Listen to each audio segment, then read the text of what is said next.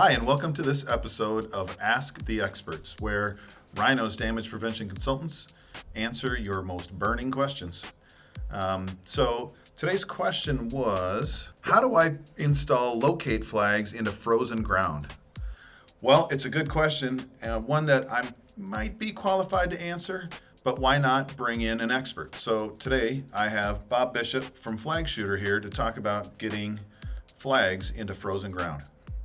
So Bob, how do I install a flag into frozen ground? Well, there's a few methods that you could do.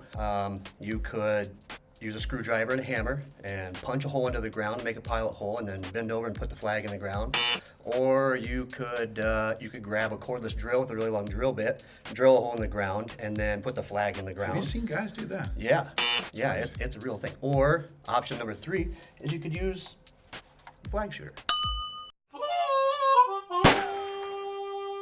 It's a tool that was designed to put flags into hard and frozen ground and spray paint all in one hand. Does it work faster than, some of these other methods? I know some guys get pretty good with those probes where they can really pound them into the ground. What's faster? This is actually faster because, you're not just putting flags and paint on the ground, you're also carrying a receiver when you're doing this. So one hand's always full.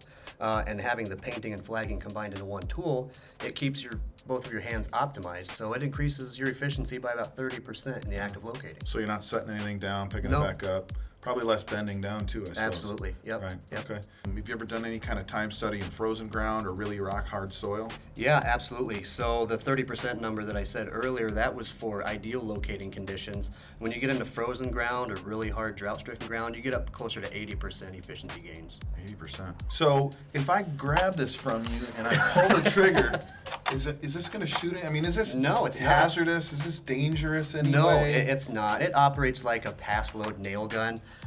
You have to have pressure on this bottom and on this handle for it to shoot. Locating, we all know that time is money.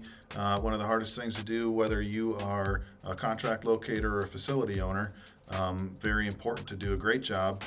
Any way to make the actual physical part of locating easier is definitely going to make you a better locator. Absolutely. It looks like we have time for one more question. And since I have you here, Bob, I did get an interesting question. Hey, Rhino, what is the best round to use for hunting pheasants? I know you're from South Dakota, big pheasant hunter. Yeah.